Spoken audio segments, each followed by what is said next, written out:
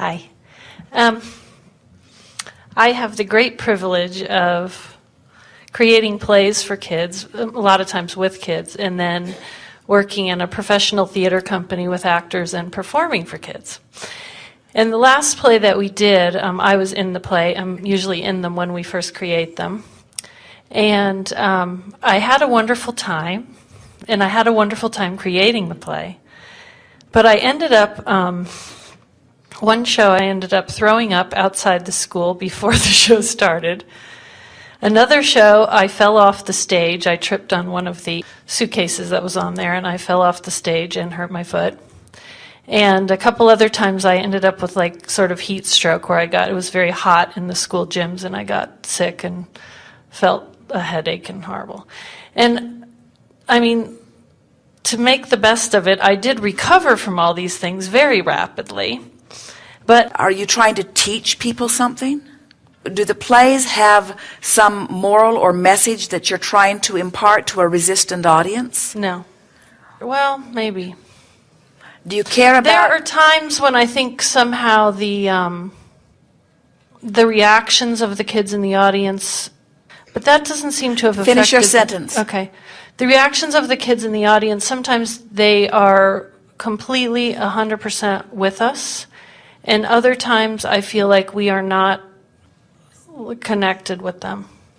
Like we're giving what we've got, and they're just kind of like not into it, and I don't think that's true in the end, because when you hear them talk later, that isn't actually the case, but when you're feeling them at the performance... Well, you see, we're loving hearing this from you, because what you are helping us to say, this is something that almost all of our friends who are learning about emotions and about creating are dealing with at some point or other, and it's something that we're wanting to help you all get over. And that is, you get too invested in what somebody else thinks about what you're doing. Because when we said earlier, why do you do it? And you said for the fun of it. And we said, if that were true, if you were only doing it for the fun of it, if you're having fun, you wouldn't give a rip what anybody else thought about it. Have you ever told a joke that you thought was funny and nobody else thought was funny and you didn't care because you thought it was so funny?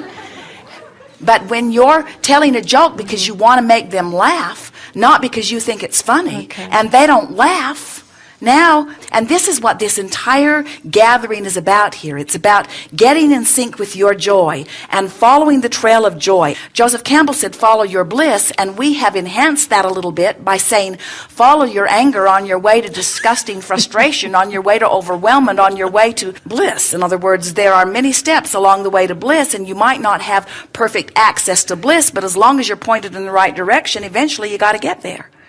Well, one of the things that's fun is when the kids are really laughing and paying attention and seem to be very excited about what's going on. Well, what you're saying is, so let's say that you come to a presentation and it's early in the day while they are rested and their food content is high and their distraction has not kicked in yet, and you are tuned in, tapped in, turned on, and so are they, and you are the perfect presentation and they are the perfect audience, and you say, aren't we good? Mm-hmm. But you could take the similar group of kids right after they've been chewed out for not doing something right. In other words, there are all kinds of different things that leave people in different places. And this is why we're saying that when you care about how others are responding to you, you're like a cork on a raging sea. You can get pretty battered. But when you only care about how you feel, and how you feel is based upon you performing in the way that is pleasing to you, often we counsel artists, whether they are musicians, music, or whether it is someone sculpting something or painting something, and we say this to all of them. Offer your talent because it is pleasing to you, and trust law of attraction to bring the audience that matches it to you. Because if you try anything else, if you try to cater to what you think the audience wants, you'll be all over the place and you'll lose your center, you see. And so we think you're on the right track. If we were standing in your physical shoes, these are the reasons that we would be doing these plays. We would want an outlet for our own fun. And we would want an opportunity or a reason to get together with lots of kids who also want to have fun. And we would want to get together with lots of kids for the reason that we would like to watch for opportunities to play with them.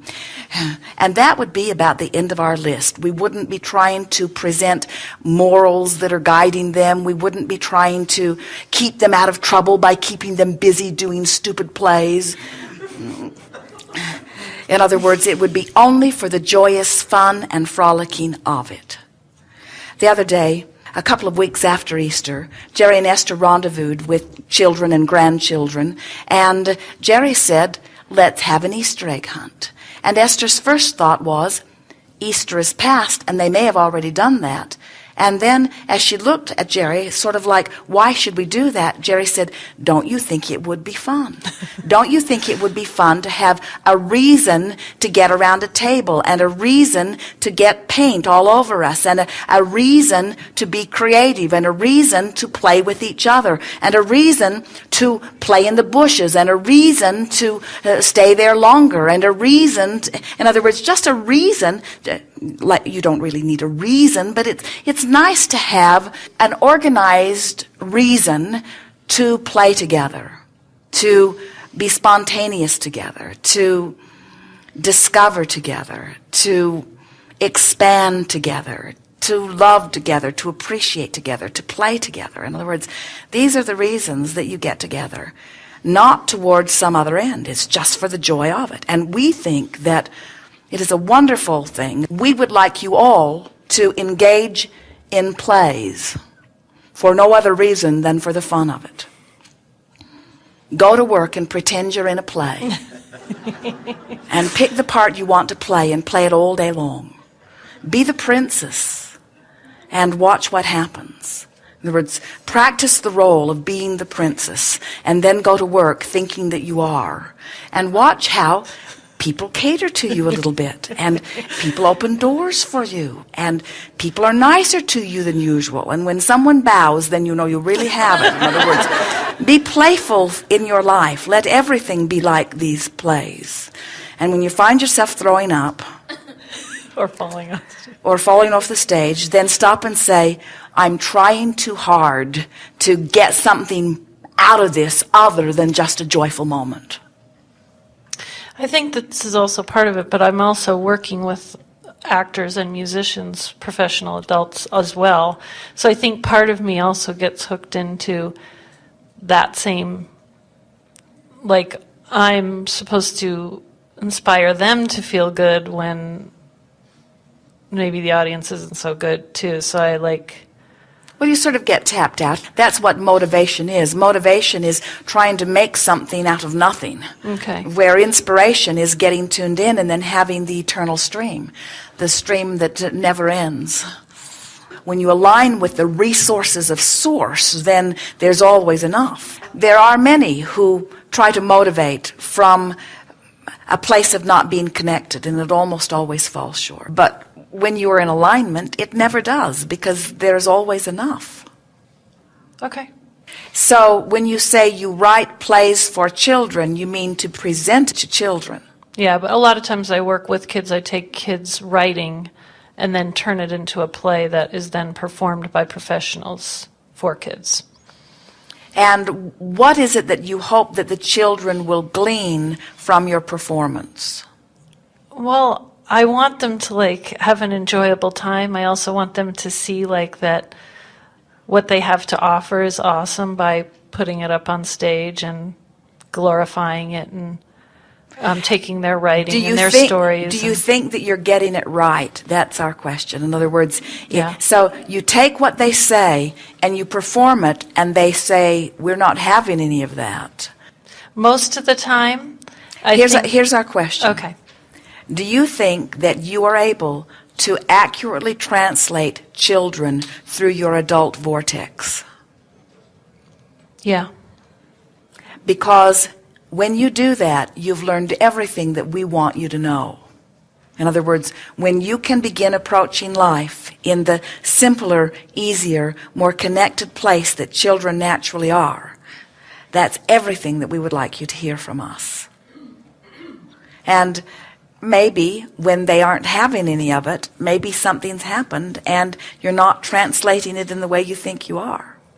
I think I'm hooked up some because I think that I feel that for the most part my connection is good, but I'm kind of hooked up on that the other people I'm working with are not connecting, and so I think But then when that happens to you, you're not, and that's what makes you sick. because I'm observing them not being so. And having a judgment about it, and then Okay. feeling the discomfort of that. Yeah, that's exactly what it is. The desire is so strong that it'd be Yeah. otherwise, that when that happens, everything sort of goes berserk, because now all this effort was for nothing, because you are violating the reason that you were doing it to begin with in that moment.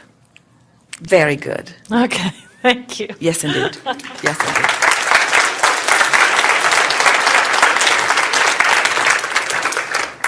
Keep doing it and keep having fun and keep letting the children inspire you and keep letting adults reach for pleasing children, because the best way that an adult can ever reconnect is by trying to approach life as children approach life.